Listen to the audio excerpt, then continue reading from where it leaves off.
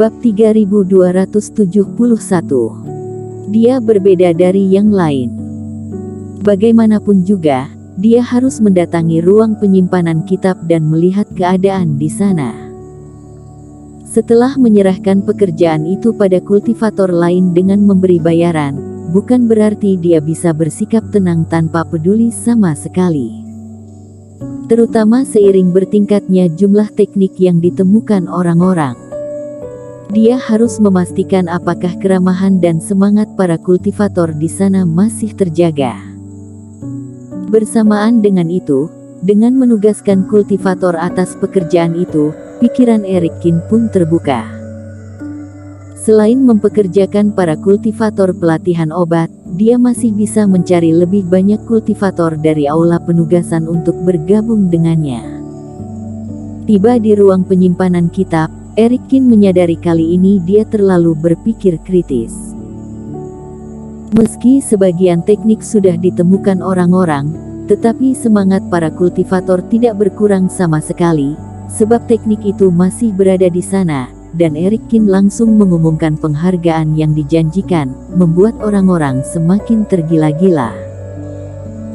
Gedung itu memiliki 6 lantai, dan setiap lantai pasti dilewati para kultivator. Hanya saja para kultivator terlihat cukup sopan, berusaha keras dalam mencari, namun tidak mengeluarkan suara apapun yang mengganggu kultivator lain. Sedangkan para pemuja dan pengurus ruang penyembunyian kitab pun seketika seperti patung, benar-benar tercengang melihat kejadian di depan mata. Mereka sudah bekerja puluhan tahun di dalam ruang penyembunyian kitab, namun sama sekali tidak pernah melihat situasi ramai bagai pasar di dunia manusia seperti itu. Dan orang-orang itu hanya membaca judul buku di sana, selesai baca langsung bergegas, apakah kalian membayar poin kontribusi untuk bersantai karena terlalu bosan? Master Qin datang. Melihat Erikkin, para kultivator sibuk memberi hormat. Master Qin, jangan repot-repot. Bagian ini sudah aku periksa, tidak ada teknik yang Anda cari. Benar, aku sudah menghabiskan waktu 6 jam di lantai 1, area tempat kamu berdiri setidaknya sudah diperiksa oleh 10 orang. Kata seorang kultivator lainnya. Astaga, teman seiman, kamu tidak bisa diandalkan. Jika memang sudah banyak yang membacanya, kenapa kamu tidak beritahu sejak awal? Kata kultivator yang sebelumnya dengan kesal. Hingga membuat dirinya menyia-nyiakan waktu 1 jam mencari di sana. Kenapa aku harus beritahu kamu? Kata kultivator itu sambil memainkan kumis, bersikap sangat sombong. Akan semakin baik jika kalian mengerjakan semakin banyak pekerjaan sia-sia. Bagaimana jadinya jika semua mencari di tempat yang belum aku datangi, lalu mencapai target lebih dulu? Melihat situasi seperti itu, Erikkin hanya tersenyum, lalu mengurungkan niat mencari di sana.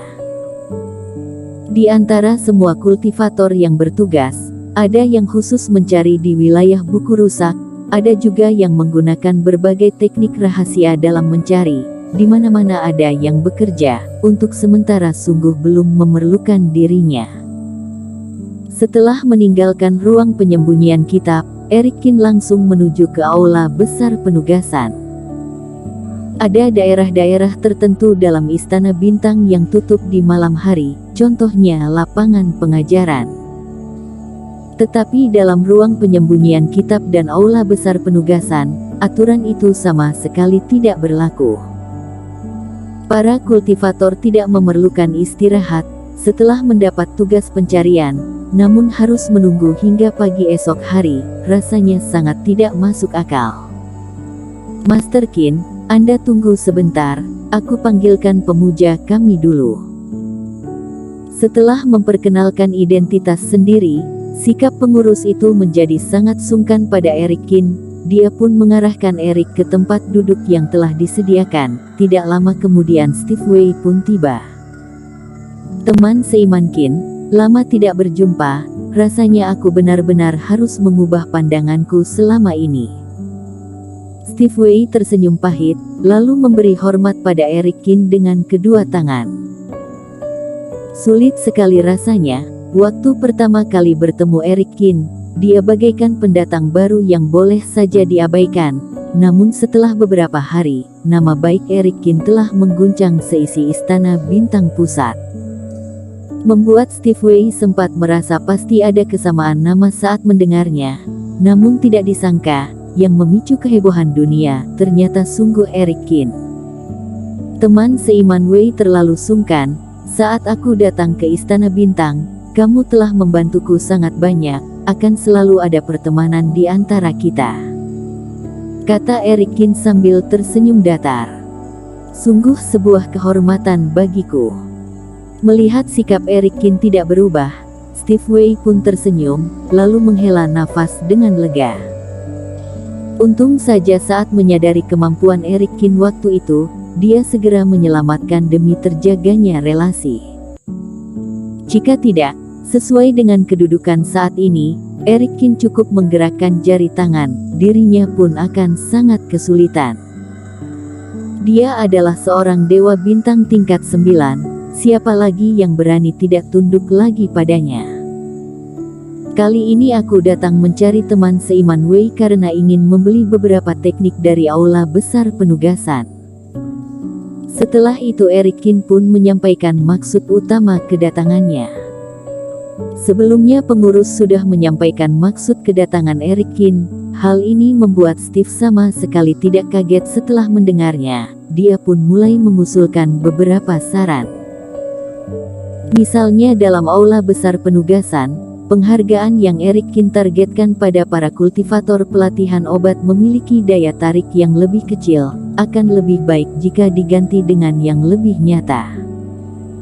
Dan soal informasi penugasan, juga bisa membeli sebagian tempat yang mencolok dalam aula, agar lebih banyak orang yang melihatnya. Berkat hubungan dengan Steve Wei, segala pengeluaran bisa dikatakan telah menggunakan harga terendah.